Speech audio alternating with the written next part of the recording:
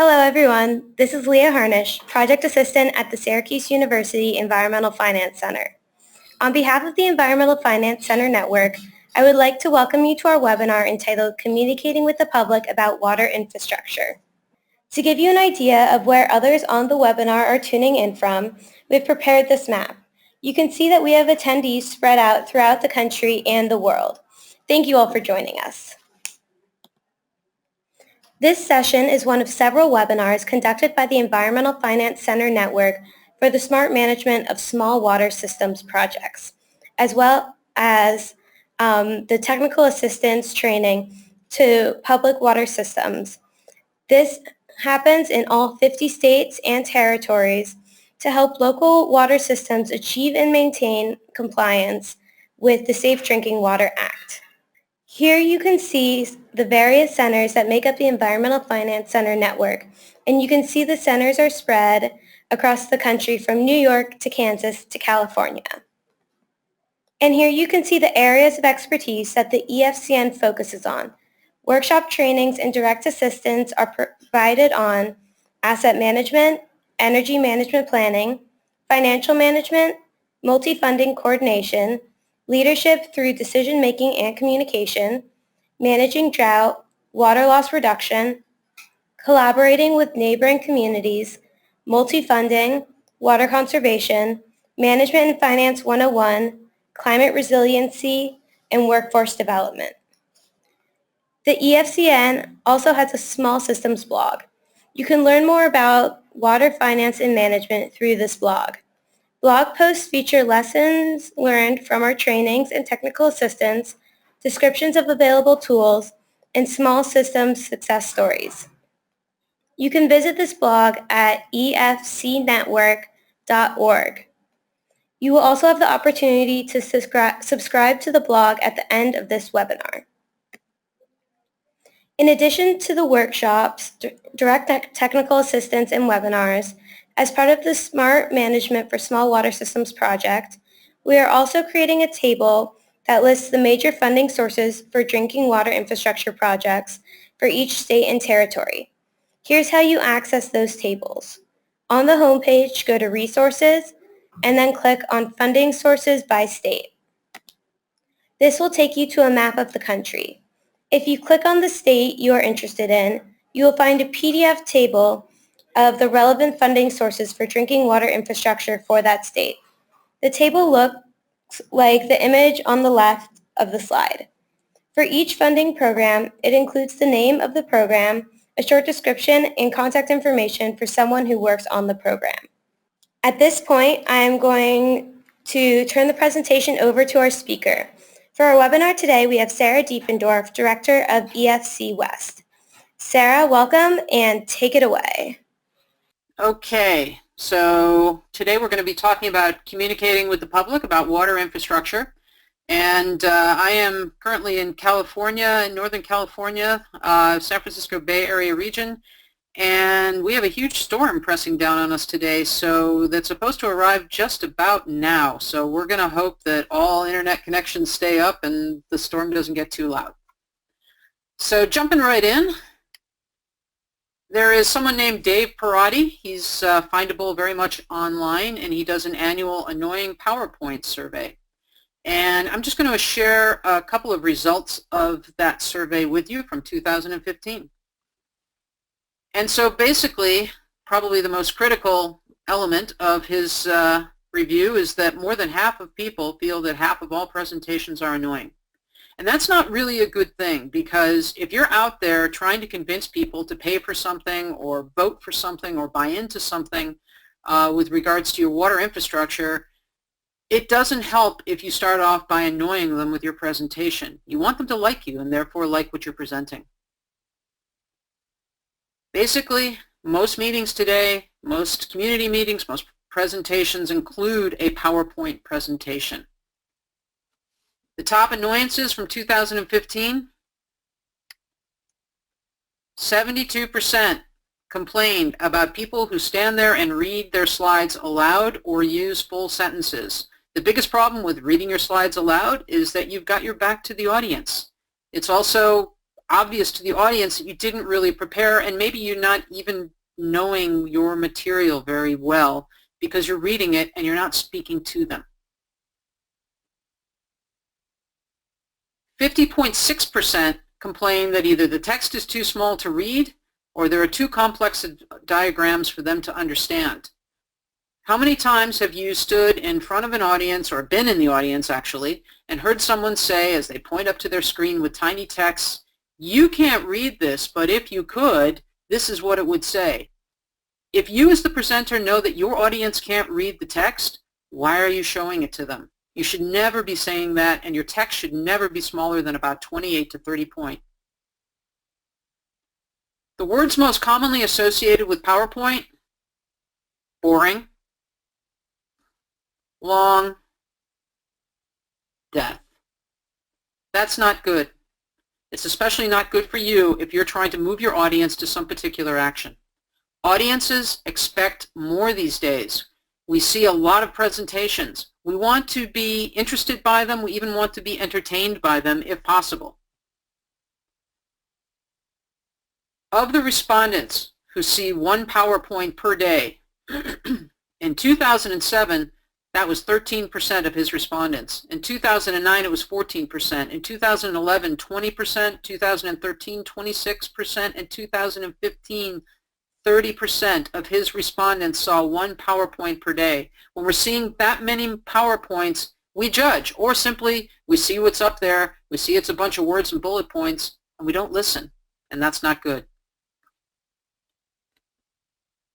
We need to design our slides thoughtfully. And it's possible that maybe some of the people in this picture are actually in this audience today. This was from a presentation I gave in upstate New York, in the Adirondacks. Not sure if that's considered upstate to you New Yorkers.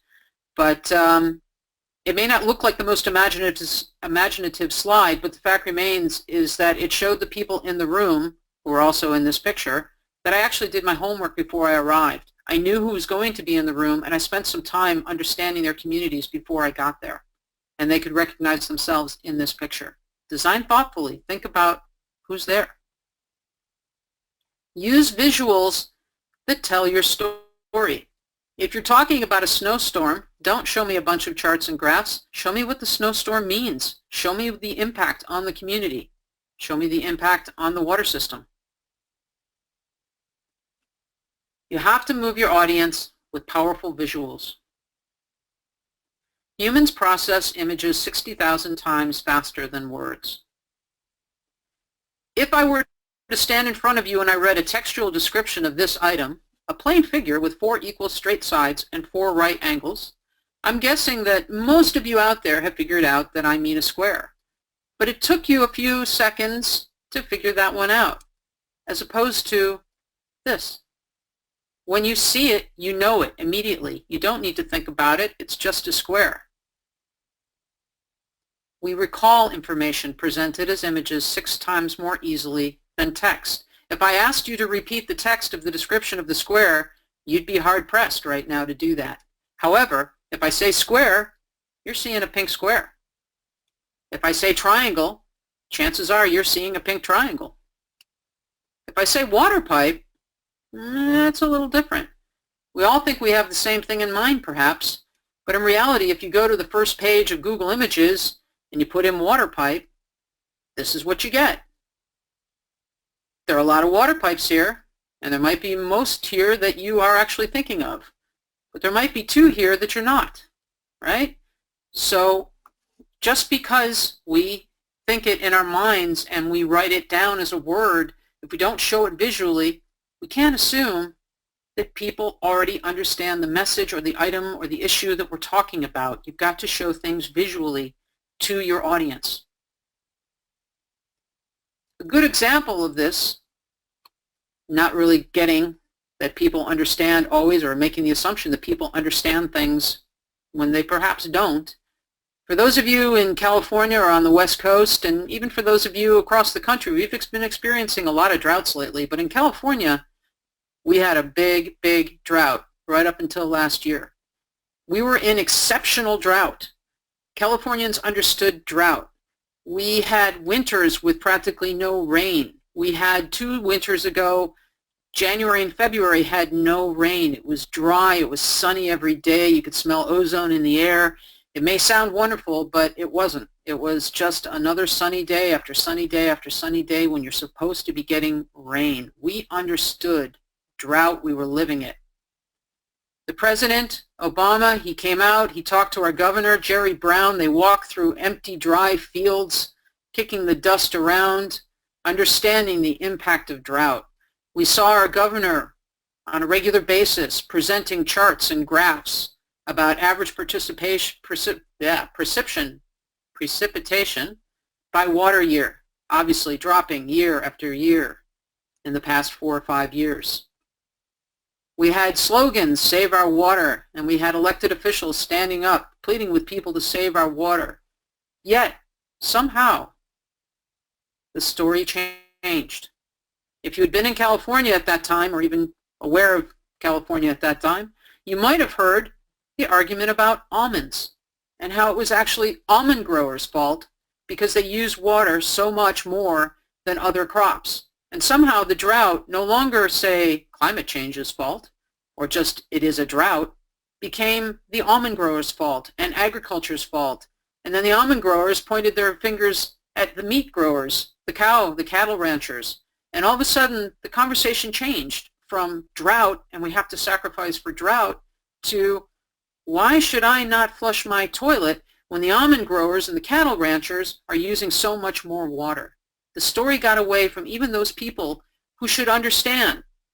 Just because the issue is out there and in front of people doesn't mean it can't be twisted in a new way. You've got to show people what you mean. You have to use those powerful visuals so that people understand what is drought and how is it caused and why do we need to do something about it. So what if instead of drought we looked at, say, improving flood infrastructure? You could start with a nice big chart, basically talking about how dangerous floods are to the community. 2011 U.S. flood fatalities, activity of victims, and how each victim died as a result of a flood. You could use that. And then if you were talking about, say, upstate New York, you might look at the various creeks that flow into Lake Erie and how often they have overrun their banks. You might talk about the areas in the flood zone and use this chart to explain to people what might happen in a significant rain event. The problem is that enough? Is that enough to move people, or should you instead be using powerful pictures, reminding people, like we have to remind people what drought means in California? What does a flood really mean to a community? What does it do to the homes and the communities that are impacted? Use quotes. It looks like a war zone when you go inside these houses. Okay? Make people understand what a flood means to their community if you are trying to improve flood infrastructure. Use animals. People really care about their animals. Sometimes people care about their animals far more than they care about people. What is the impact of flooding on animals? And by the way, if you have a particular picture and it's not obvious to your community where that picture was taken, make sure you label it. This happens to be Hurricane Katrina. Make sure that people know what you're referring to within that picture in terms of space and time, because otherwise in their head they're going to be thinking about, well, where is that? Or they're going to interrupt you and ask you, where is that? So let people know. Give them a reference point for the pictures that they're seeing. What about kids and the impact of flooding on kids, the loss of their homes, the loss of their toys? What about the elderly? How do floods impact them? Why is it important that we have a flood infrastructure for our children, for our families, for our elderly? And of course, what about the cost? Remind people, according to FEMA, the average flood claim is $35,000. Who can afford $35,000? Better to avoid it altogether than to try and make that claim. And then, of course, there's millions of dollars of infrastructure damage and lost jobs. Floods have huge impacts beyond charts and graphs. Use powerful visuals to explain to people why you need to improve that infrastructure. But you have to always be thoughtful. Years ago when we were giving this presentation about presentations, we used to show a video of a woman who was stuck inside a flooded stream, and she was holding on to a log that was in the water. It was a tree stump. And in one arm she had a branch, and in the other arm she had a dog. And someone threw her a rope, and she released the dog to catch the rope. And the woman was saved, but we don't know what happened to the dog. It was a very powerful video that we had seen over and over, and so its impact had been lost on us, but it wasn't lost on the crowd that we were showing it to. The audience itself, some people thought it was exciting, some people thought it was powerful, other people actually were deeply, deeply impacted by it, and they couldn't move forward from it. They were so stressed over the idea that the dog probably had died. So we learned from them, you've got to be really thoughtful about the pictures, the visuals, the images, the videos that you choose, so that you don't leave people in such a distraught space that they can't move forward onto what you're trying to get them to do. Be thoughtful about what you choose. You have to make your point in multiple ways. In a 30-minute presentation, it's unlikely that people watching you will remember more than 2 minutes. And that's not just a 2-minute block. That's little bits here, little bits there. So if you've got some main points you need to get across, get them across in different ways, because people learn differently. Okay? And you really shouldn't be trying to impress upon people more than 3 to 4 specific main issues or points, because they're not going to remember them anyhow. So here's one way that we talk about, say, extreme weather events. If I want people to really resonate with the increase in extreme weather events over time, if that's important to me, and it is, then I want them to really understand the length of time as well as the impact as well as the increase. So this is one tool we use. From 1980 to 1989, in 1980, Moscow and Russia and the United States were still going head-to-head in a Cold War. In 1985, Apple raised its head and were beginning to take over in the computer space. In 1989, Donald Trump made his first cover of Time magazine. And in that period of time, 27 extreme weather events, each one costing over $1 billion, occurred within the United States. From 1990 to 1999, in 1990 we were talking about the first Gulf War. In 1995, there were suggestions that Bill Gates was going to take over the world. And in 1999, Y2K was going to end the world. And in that 10-year period, we had 48 extreme weather events, each one costing over $1 billion. From 2000 to 2009, in 2000 we had a contested presidential election. In 2005, people were clamoring to buy home after home all across the United States. And in 2009, people were losing their homes all across the United States. And in that 10-year period, we had 54 extreme weather events, each one costing over $1 billion. From 2010 to 2016, 6-year period. In 2010, Mark Zuckerberg was Time's Person of the Year. In 2013, Marco Rubio was going to save the Republican Party. And in 2016, Flint, Michigan, and lead in water became a major issue. And in that 6-year period, we had 67 extreme weather events, each one costing over $1 billion. If we look at that in a different way, we can see from 1980 to 2016 a steady upward progression in winter storms, flooding, wildfire, drought, tropical cyclones, severe storms, and freezes. What did that mean in terms of a bar chart, and how does that look in another way? It may not look like that much of an increase. You do see a steady increase until you remind yourself that that last bar, 2010 to 2016, is only 6 years, and that we are on track for at least 100 extreme weather events, each one costing over $1 billion in this decade. What about cost per event? Because there's always going to be people in the room that want to know the cost. They want to know what's going to hit their pocketbook.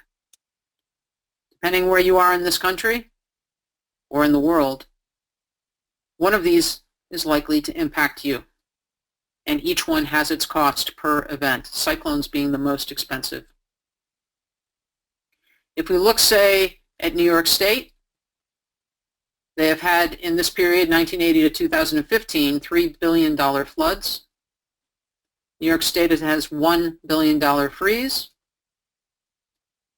$15 billion severe storms, and $13 billion winter storms, more than any other state. Extreme events are on the rise. Okay, so Leah, we're going to cue the poll in a second. Yep, got And it. I've got a question. Okay, I've got a question for you all. Assuming you know the subject of your presentation, what is the first thing you should think about when starting to prepare a presentation? Leah, you want to roll the poll? All right, it started. Okay. I have to take myself out of play mode in order to see it. Okay, assuming you know the subject, what is the first thing you should think of when preparing a presentation? Select one of the following: what I want to learn, what I want them to learn, how I structure the presentation, who is my audience, or what I want them to do. What I want the audience to learn, how I structure the presentation, who is my audience, and what I want them to do. And I'll let you tell me when it's ready to turn off. All right, I'm going to close the poll in 3, 2, 1. Okay. Can everyone see the results? I can see them. All right. Wow. We've got a definitely smart audience out there. Okay, you're right. So if we get to our answers, uh-oh. Uh-oh.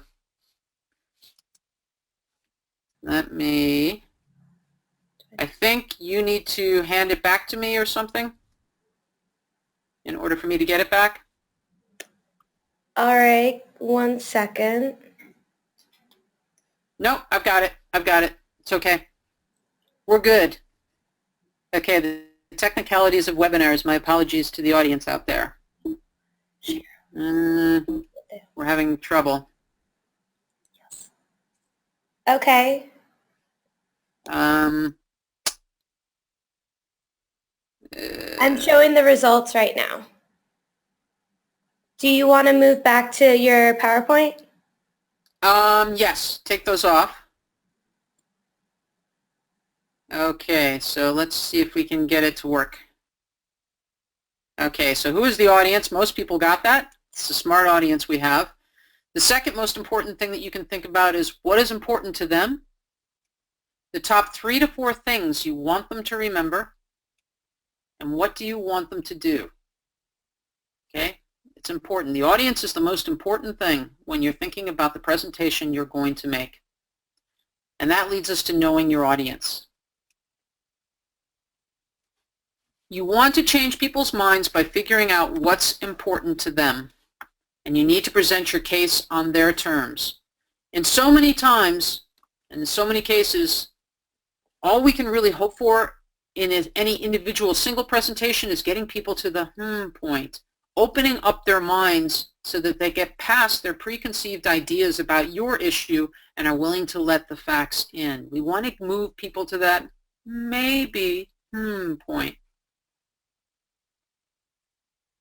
If I wanted to, say, inspire people in my presentation because I wanted them to feel good about what I'm doing or feel positive about their community, I might use something like this if I were trying to reach, say, baby boomers, because this is a picture of Apollo 11, which I have a vague memory of, but other people probably have no memory of because they weren't born yet.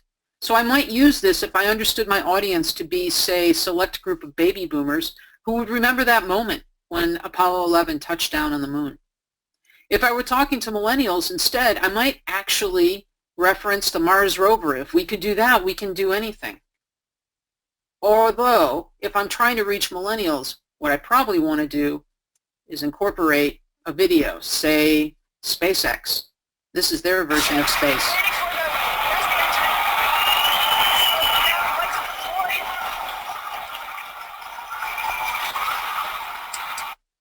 Isn't that amazing? We're able to land on a dime, literally on a dime. Okay, that's what's inspiring to say a millennial versus a baby boomer. Maybe yes, maybe not. We have to know our audience to understand what will inspire them, what will energize them, what will get them to the point to be listening to us. And while we're at it, since a lot of the people that we teach when we're talking about water infrastructure across the country tend to be a little bit on the older side, let's talk a little bit about millennials. The millennial generation is the biggest in U.S. history. There are 92 million millennials, 61 million Gen X's, and 77 million baby boomers. They will be taking over. They kind of already are. When millennials were asked, how do you communicate with others about ideas, services, or products? Millennials responded 44% texting, 38% social media, 38% instant messaging, and 16% blogging. Gen X, 32% text messaging, 25% social media, 19% instant messaging, 7% blogging. Boomers, 15% text messaging, 11% social media, 8% instant messaging, 2% blogging. There is a communication gap between millennials and boomers. Yet you're trying to work in the same space. You're trying to attract each other. The boomers especially are trying to attract millennials into their space, especially when you're in the water world. We need to learn, boomers, how to communicate better with millennials through the means that they use. There is a communications gap. When a brand uses social media, I like that brand. 34% of millennials agreed, 16% of boomers. It's only going to get larger, those numbers. And so we need to think about, boomers, if you're out there, how to integrate your programs into social media to reach a younger generation. 55% of millennials watch video several times a day. And I have yet to have any millennial not verify that for me. We've got to use videos. When you are presenting to your audiences, you're talking about water infrastructure. Show them what you mean, but no talking heads, no boring interviews, and it should really be no longer than 2 minutes. Here's a nice little video. It doesn't even have sound, but if I'm talking about, say, water main breaks, don't tell them about it. Show them. Show them what a water main break really looks like.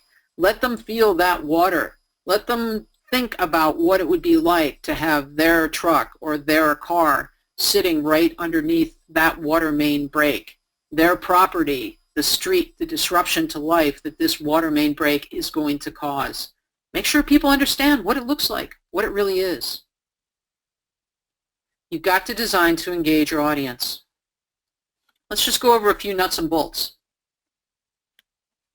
This one doesn't show quite as well on a screen, perhaps, your computer screen, but if you give presentations to audiences with a projector, you know what I'm talking about. Because when you have words black on white or red on white, you have a big white box on a black screen. And it actually shrinks the size and makes your PowerPoint presentation small compared to if you actually do white on a black screen. White on a black screen means your entire screen is going to be utilized. The entire screen will look like it is your world to play with, which means it gives you a much larger space to be able to show your presentation. You don't have to worry so much about making sure everything is smaller and into the center. You can move everything to the edge. Okay, and you can use much bigger pictures. It gives you greater real estate when you use white on black. It's also easier to see white on black in rooms that are very, very light.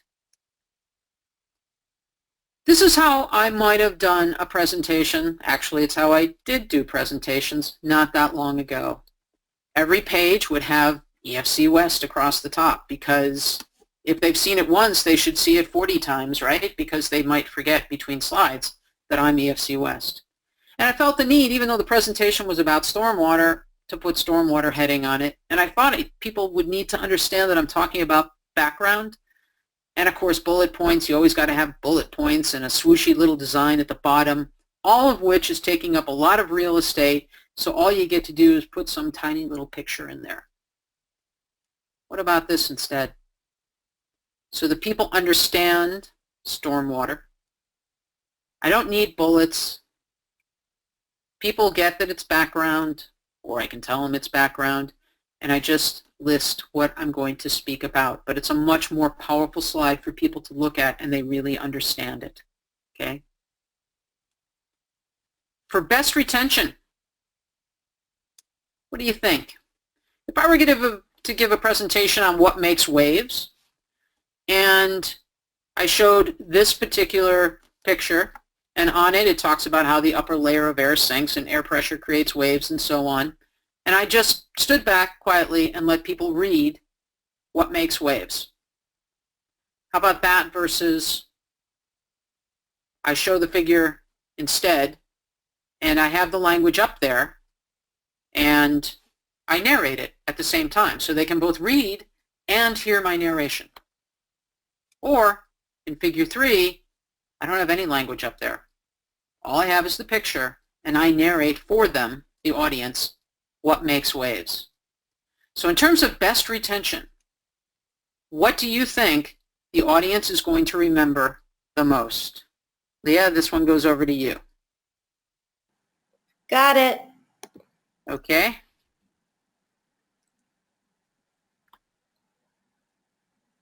So is it up there? Yeah, it should be up. Yeah. Oh, there it is. Okay. So which scenario will be the best for overall audience retention? The one in which the audience reads what makes waves with no narration. The one in which the audience can read along with the speaker, and the narration is also coming from the speaker. Or the audience just listens to the presenter explaining what makes waves, and there's no language, no text up on the screen. Which one do you think will be remembered the most? What will have the best retention on the audience? And I'll let you time it, Leah. All right. I'll close the poll in 3, 2, 1. Okay. Aha. Okay, so we've got 56% believing audience can read along with the narration from the presenter. 4, audience just reads. And 39% audience listens to the presenter explaining waves. Those 39% are correct. It seems natural to us that if we can actually see the words as well as the narrator talking, let's hope this works again this time. Have you removed the poll, Leah? Yep. We Okay, should all cool. see your screen. Okay. So if you look at just the middle one and you think that's the one that people are going to remember the most, that seems somewhat intuitive that they would, but actually if you're speaking and the audience is reading, then they're actually being distracted. Either they're reading and not listening to you, but they're not reading well because you're talking, or they're listening to you and trying to read at the same time, at which point they're going to, in their minds, mentally correct you every time you don't read what is exactly up there. And so it's actually more distracting if you have all that material there.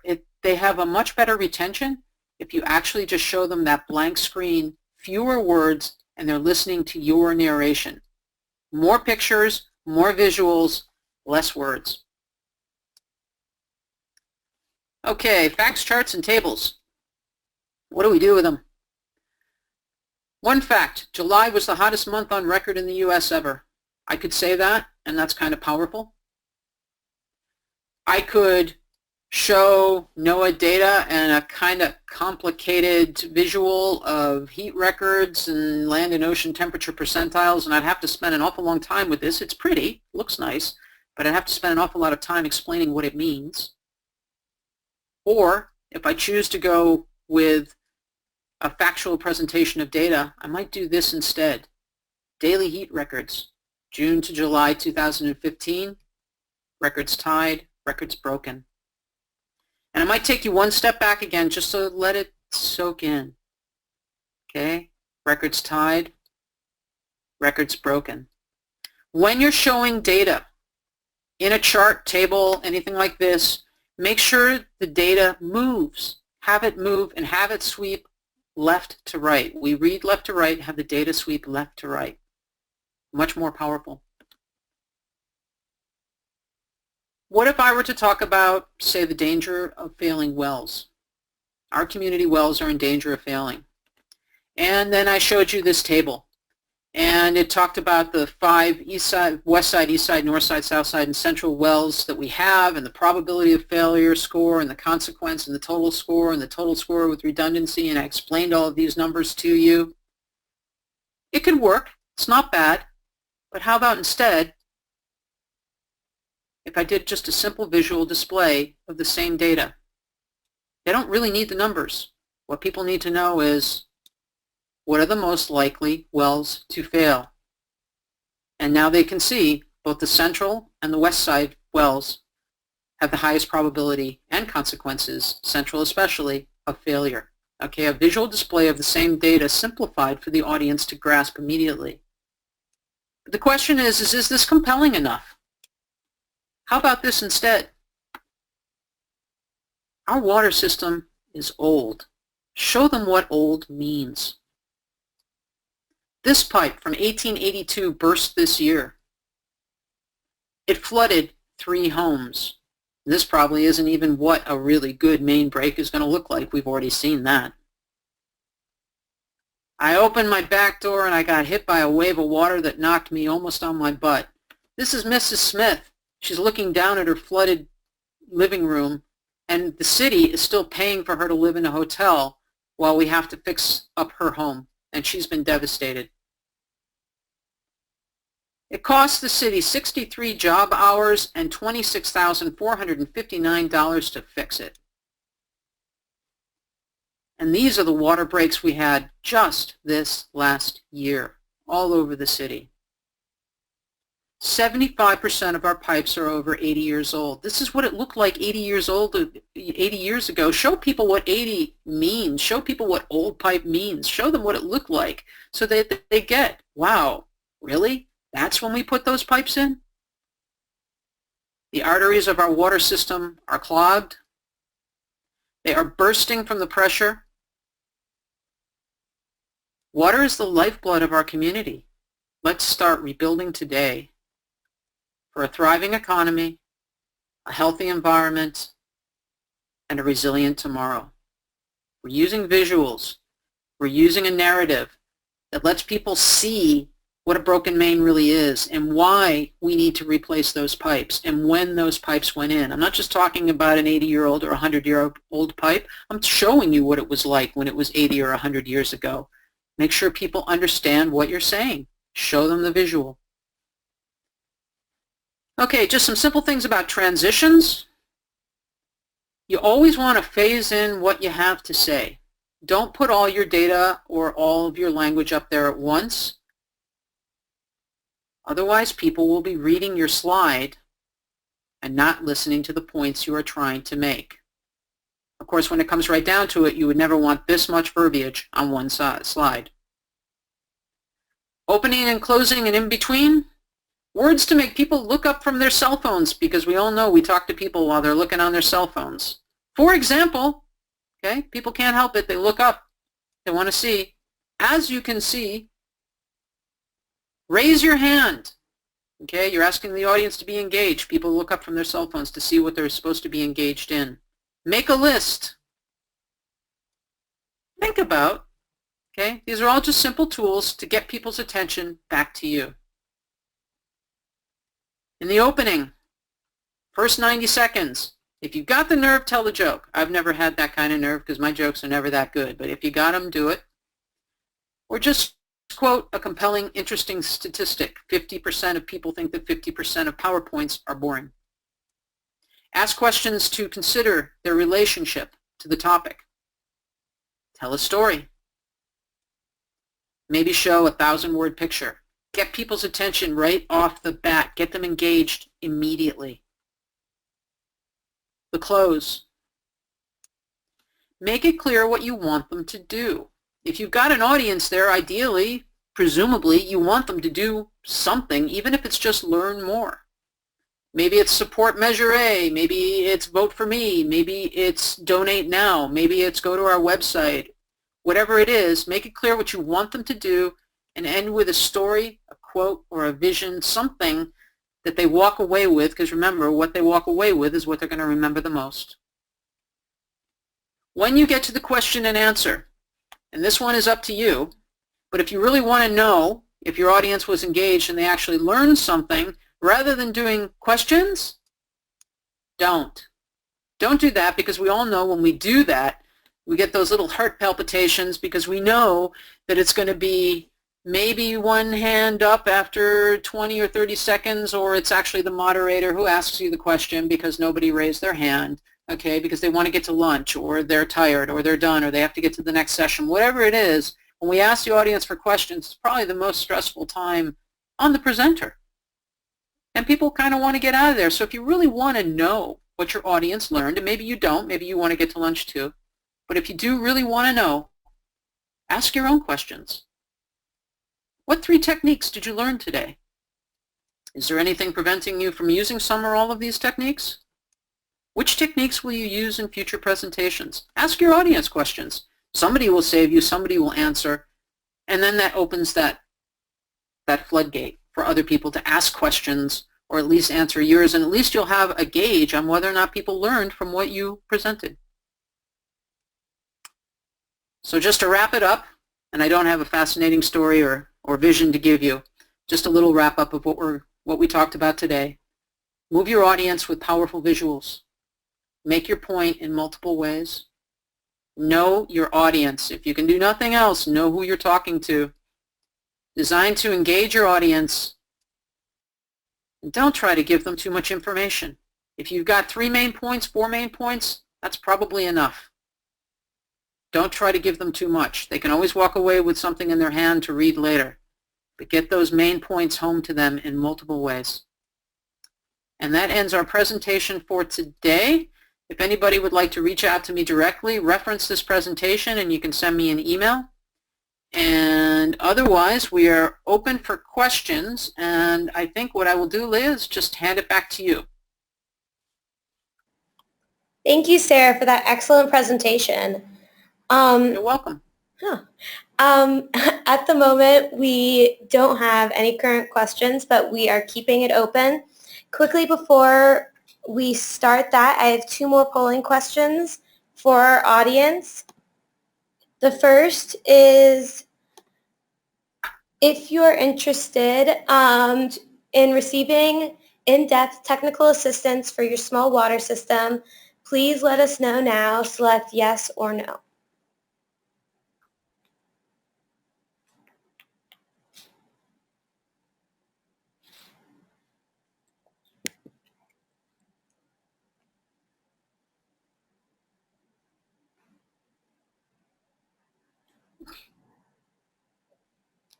And this poll will close in 3, 2, 1. And we have our second poll,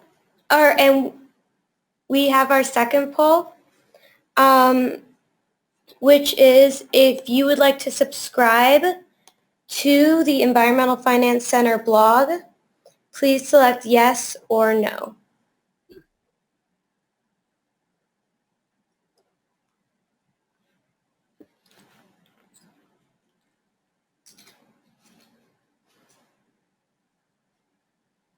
And I'm closing this poll in 3, 2, 1. I am also going to be pushing through a link through the chat box to a survey for today's webinar. If you have a chance, please take some time to tell us your thoughts about the webinar today. You will also receive this survey in a follow-up email tomorrow, as well as the link to the slides in the recording. At this time, we do have a question from our audience. Give me 1 second. Our first question is, as a trainer, many times we have to use presentations requested by our funders. We don't have a lot of flexibility about the visual material we use. Sarah, do you have any comments about that? I guess it depends on what you mean by the visual material you can't use. I would assume that you need to show pictures of what you did, the work that you accomplished. So you don't necessarily have to reach out to find those pictures, say in Google Images or Flickr Commons or whatever, but as you are assuming that you're taking pictures of the projects that you do, keep it in the back of your head that that's what's going to go into your presentation, and make sure you take those compelling pictures yourself. I mean, that's one of the things about effective presentations that you want to work towards, is that you're the one who's taking the pictures. You're keeping it in the back of your head always that, wow, that would make a great shot to show my funder. I'm going to take a picture of that. Who are the people that I'm serving? Who are the people that this grant served? Make it powerful. Make it fit their emotions and trigger their emotions about why they funded you in the first place. I hope that answers your question. And that's actually a perfect transition into our next question, which is, what are some good sources for graphics like the ones you used in today's presentation? There's Flickr Commons, which basically allows you to, it has different grades of how you can use those photos. You can also reach out to the people who took the photos. I have, over the years, because we're working with water systems, we ask them when we meet guys from various, and women from various communities, hey, do you have some great shots that we can use? And they give them to us.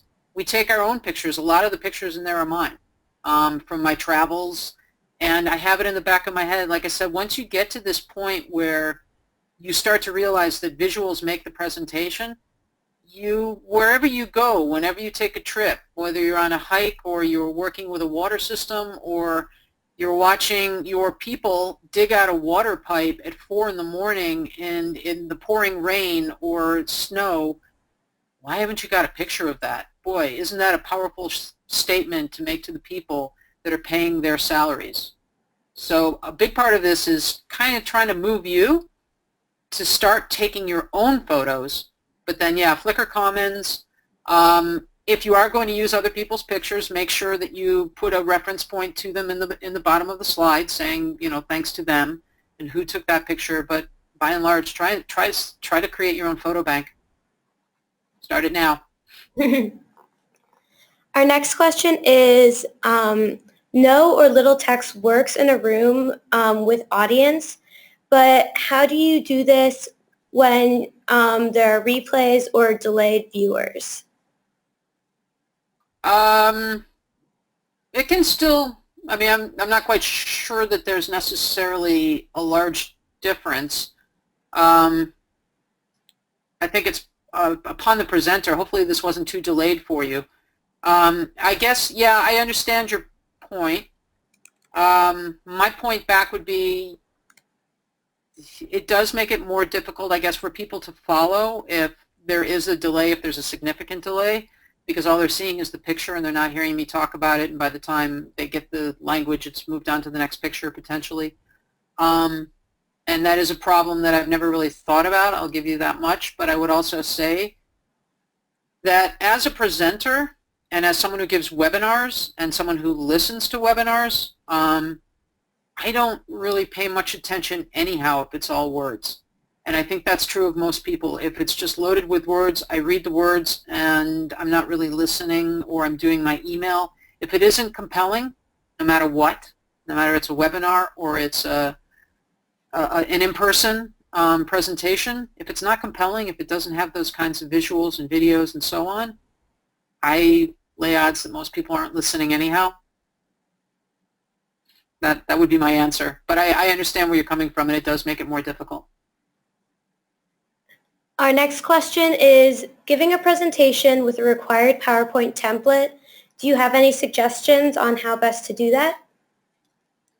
If you're talking about sort of the template that I showed, how I used to do it, It does make it a little bit more difficult. What we have advised, like if you're working within a company or an organization, that you try and work with your marketing team or with whoever requires you to put, say, your logo on every page and the format on every page, to basically speak with them and see if it's okay where you can say the logo is on maybe the first or second slide and the last slide very much, again, shows very clearly which organization you are, and see if you can work with your marketing group, organization, or, like I said, whoever is making those requirements to show them the difference and convince them that you're actually getting more information across if you're not using that set format, but instead being able to show a larger screen, a bigger picture, and so on as a result of not using that format on every slide. And we also do understand that there are some companies that just say, no, it has to look this way, and that's all there is to it. But that still doesn't stop you from being visual heavy, photo heavy, video heavy, and less word centric. And I don't think they require you to use bullet points, which are just evil. Yes, I remember hearing something once that said bullets kill in reference to bullet points. Yep. Our next question is, how do you handle an associate who may be compiling a PowerPoint for a community that you know will be too overwhelming, but it's their way or no way? Yeah, that's a tough one. If you're their boss, it's kind of easy, but I know if you, it's, and we've been in this situation before, and it's sometimes what happens if you give actually a presentation on presentations, if you can arrange a brown bag lunch to show people what works and what doesn't, and they're in the room and they see that. Sometimes it can change them. Sometimes they see just the way, if you're giving a presentation and they're giving a presentation, and yours is, say, in the structure of what I've shown versus theirs, which is just way too much information, graphs, charts, and all of that, and they see the reception you get versus the reception they get. Sometimes that works, and to be honest, sometimes it doesn't work at all. I've had colleagues who just steadfastly say, well, yeah, you can do that, but my information doesn't lend itself to, fill in the blank. And so I have to show it the way that I show it. And besides, it's important that they get all that information and data. You can try and show them the reality that people aren't remembering it anyhow. You can challenge them to ask questions about what people remember from the presentation they just gave, but that's fairly confrontational. So I kind of feel your pain. I've been there. It's a slow progress of trying to get people to change the way they give presentations, and to be honest, some people never will. They just want to give as much data as possible. One last idea is you can tell them, why don't you try and focus on your 3 or 4 main points and put the rest of it into a handout that people can take with them to reinforce the information that you've given them. But again, I feel your pain. I know there's some people that will not change. Thank you. And I think the last question we'll have time for says, I work for a government agency that requires presentations to meet accessibility requirements, so we cannot use video, animation, or even transition features with movement. Do you have any suggestions or resources related to creating excellent presentations that still meet accessibility requirements? Oof. Well, it sounds like you can use visuals, though. You just can't use visuals with movement. So at least you've got that part conquered. And there are other elements of this presentation I know that you can incorporate. You can slim down on your words and emphasize your visuals. I don't know everything about accessibility rules, but and if you can't use videos, you can't use videos. That's just the reality of it. That's a government rule.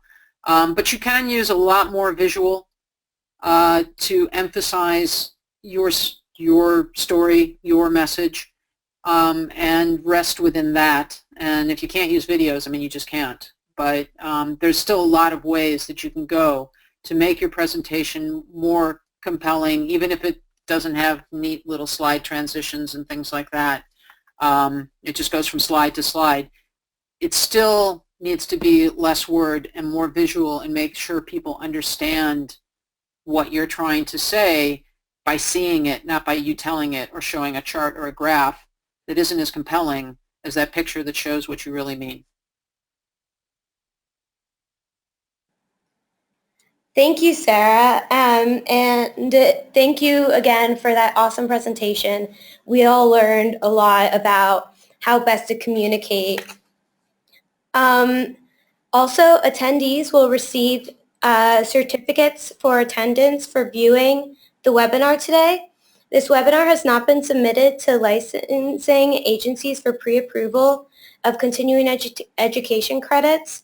AWWA recommends that you check with your licensing agency to learn about this criteria, rules, and what you need to do in order to receive credits for your attendance.